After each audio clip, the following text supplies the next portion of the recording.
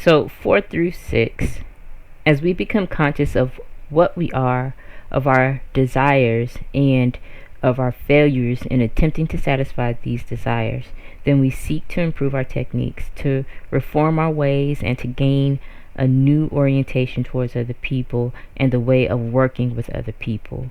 4 through 6 is how you seek expression and self realization outwardly for the inner concepts represented in the 1 through 3 energies.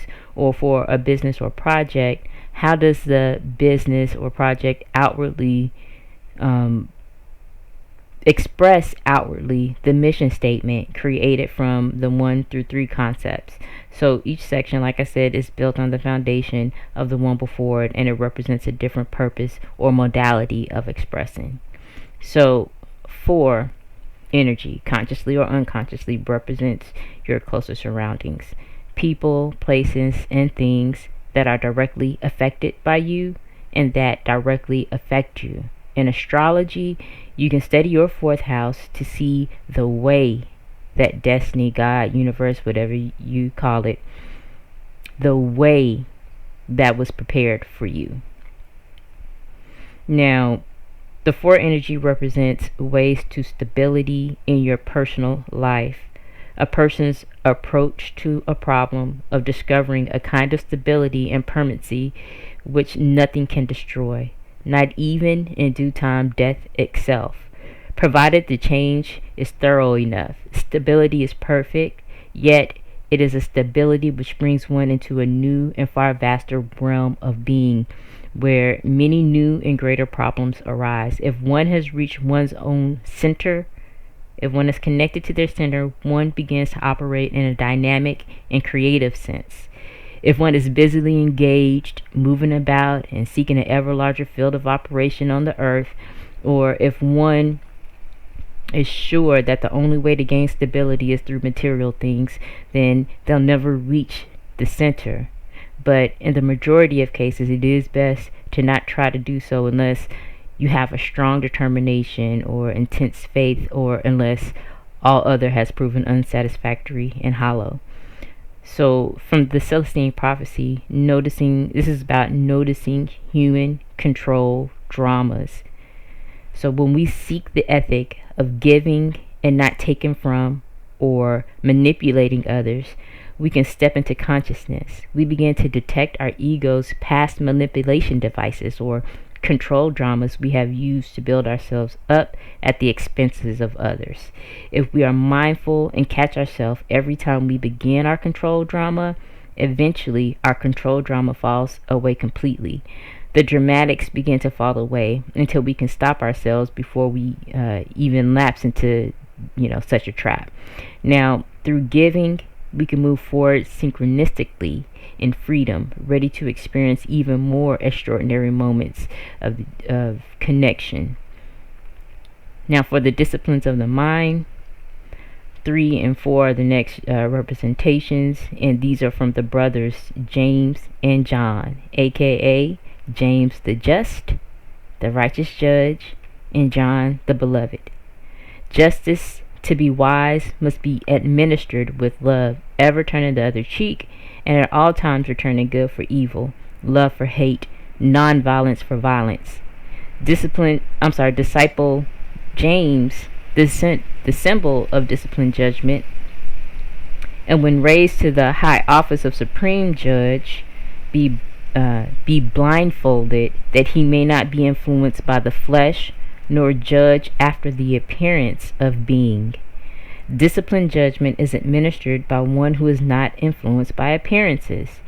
John the beloved, with neither condemnation or criticism. These disciplined qualities of the mind permit everyone to be that which they are. This is where you master the law of allowance. However, although allowing this perfect freedom of choice of all, they are nevertheless ever watchful to see that they themselves prophesy and do both for others and themselves only things which, when expressed, glorify, dignify, and give joy to the expresser. Whoever call these brothers into discipleship continues faithfully to hear only what he has been commanded to hear, which is his intuition, namely the good. Whoever has this quality of their mind discipline is incapable of hearing and accepting as true anything, either from themselves or from another, which does not, upon hearing, fill their heart with love. Now, the five energy, consciously or unconsciously, represents what brings you joy, your creativity and creative spirit, as well as how you like to entertain and be entertained.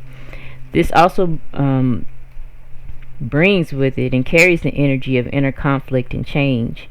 In astrology, you will study your fifth house to discover your true path of self-expression, or opportunities for realizing the exteriorizing your inner genius.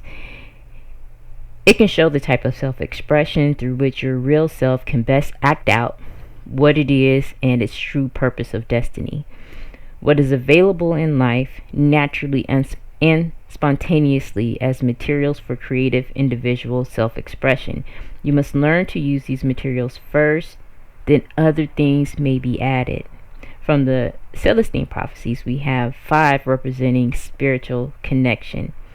We break through, at least momentarily, to experience a moment that seems to move us past our normal levels of consciousness, and we sense an ultimate connection. For the discipline of the mind, the next energetic representation of 5 is from the 5th quality called to discipleship, which is Philip. Philip represents the union with your desires, the wedding declaration of your chosen state of consciousness. You must become one with that which you have become aware of in order for it to be expressed in the world. To know love, you must become it. When this quality is awakened, you know that the state of consciousness in which you dwell is seen only as it is expressed in the outer world. You know yourself to be in the perfect likeness and image of that consciousness with which you are identified. You will declare that you are the father of the outer world, which is your son. And when you see the Son, you are seeing the Father. For I am my Father are one. For I come to bear witness of my Father. And of my Father. I am my Father, which is consciousness and its expression. So one of them is seen, one of them is unseen, which is consciousness, that's in the spirit, and its expression, which is what you see in 3D reality. God and man are one. This aspect of the mind, when disciplined, persists until ideas, ambitions, and desires become embodied realities. This quality knows how to make word flesh and how to give form to the formless. The 6th energy, consciously or unconsciously, represents daily habits, which is why it also represents health, as health is determined by daily habits. It also represents healers and people who serve, such as maids, military, police, doctors, lawyers, and so on. It's what you're willing to do every day for what you love, which is represented by that 5 energy. In astrology, you would study your 6th house to discover how you can best orient yourself to an oncoming crisis if it comes unannounced, like a sudden illness, accident, or death. What is the most basic power, function, or drive you may call into play in order to meet the emergency, and to meet it so that you grow spiritually from the effort? From the prophecies, the Celestine Prophecy, 6 represents sensing a life mission. Experiencing moments of profound spiritual connection opens us to the 6th insight. We begin to receive a sense of clarity for the synchronicity, for where synchronicity is taking us, what our life direction might be. This consciousness brings the strong intuitions and guides us to our mission in life. This could fall within any area of human endeavor or in the areas of life, from relationships to finding passion in career, education, business, medicine, or government services. Now, for the disciplines of the mind, the energetic representation is the sixth disciple, Bartholomew. This is the awakened imagination. It places the one so awakened head and shoulders above the average man, giving him the appearance of a beacon of light in a world of darkness. No quality separates one from another as does the disciplined imagination. This is the separation of the wheat from the chaff. Those who have given the most to society are artists, scientists, inventors, and others with vivid imagination. Education is not accomplished by putting something into man. Its purpose is to draw out of man the wisdom which is latent within him. May the reader call Bartholomew to discipleship and awaken the imagination and learn to direct it. For only as the quality is raised to discipleship will you have the capacity to conceive ideas that will lift you beyond the limitations of man.